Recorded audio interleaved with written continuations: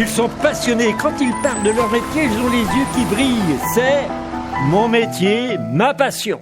Bonjour, c'est Xavier pour Mon métier, ma passion, spécial artisan de cette année. Et là, je suis dans un village pas très loin de Guichin, c'est à Guignin, un petit peu à l'écart de la route.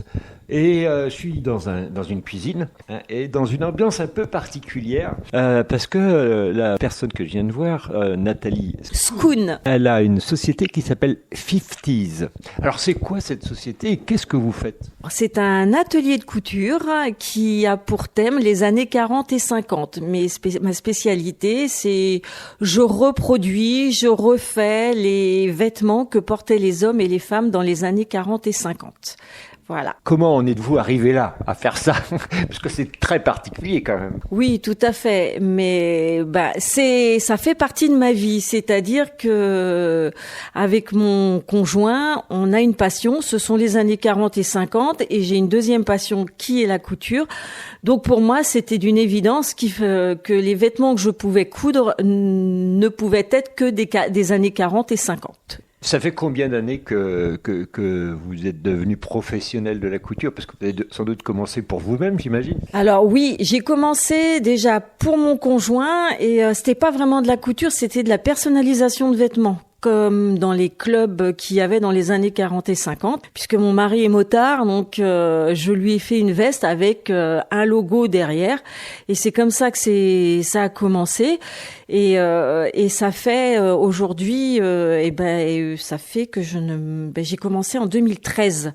Donc vous voyez, ça fait 12 ans. Voilà, 12 ans. Tout à fait, 12 ans, tout à fait. Votre clientèle, elle vous connaît comment ? Elle arrive comment ? Parce que vous êtes dans ce qu'on appelle une niche au niveau du stylisme.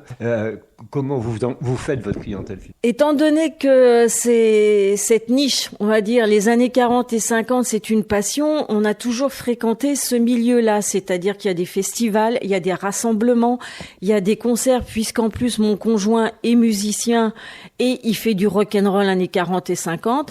Donc on a toujours été, ça fait 30 ans qu'on est dans ce milieu-là, et c'est comme ça que j'ai fait connaître à mes amis ce que j'avais l'intention de faire, et donc j'ai continué à faire les vestes personnalisées pour des groupes de motards, pour des groupes de clubs de voitures et anciennes, et après je me suis mise donc à la confection de vêtements, et mais la clientèle, je suis pas allée la chercher, on la connaissait.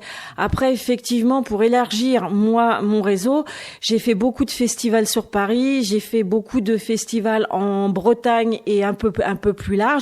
Et en plus, après, j'ai ouvert ma boutique en ligne. Voilà. Et donc, les festivals, vous montriez votre travail à ce moment-là ? Tout à fait, c'est ça. Je vais avec quelques vêtements que je présente, et ensuite, les gens viennent me voir. Et alors, j'ai aussi une particularité, c'est que je mets en avant aussi des marques, quelques marques anglaises, mais alors qui font des vêtements anglais et pas des vêtements un peu chinois, on va dire, là, parce que malheureusement, il en faut pour tous les porte-monnaies, j'ai envie de dire.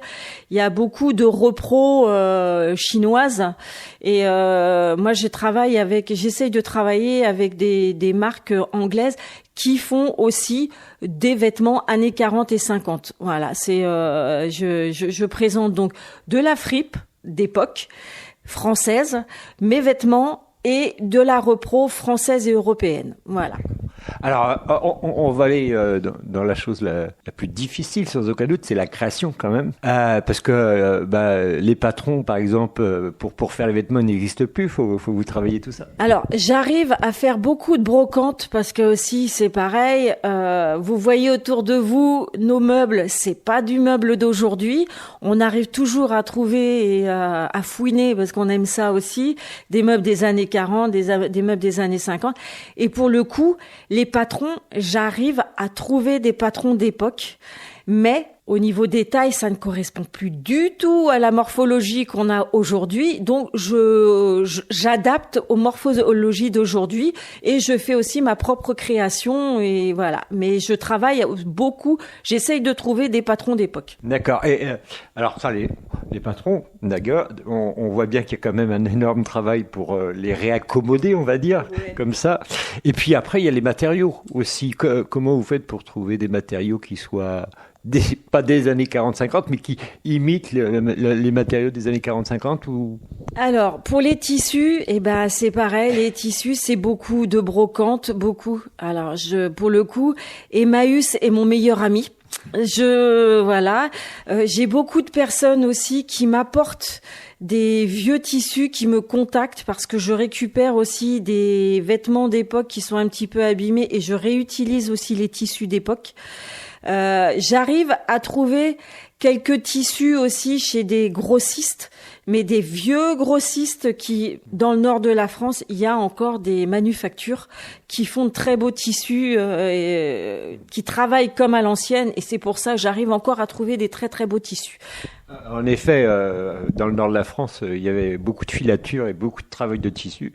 Et puis, en général, c'est une fierté de faire des tissus. Et on gardait toujours un échantillon ou une partie des échantillons de chaque création dans les filatures. Et c'est là que vous allez piocher. Ah oui, tout à fait, tout à fait. Même, c'est pareil, les boutons, tout ce qui est... par exemple, une chemise que je vais faire pour homme, le tissu va être le même, mais il va y en avoir en très très peu de quantité. Mais j'ai un point d'honneur, c'est que 2 chemises qui ont le même tissu n'auront jamais les mêmes boutons. Et ce sont des boutons rétro.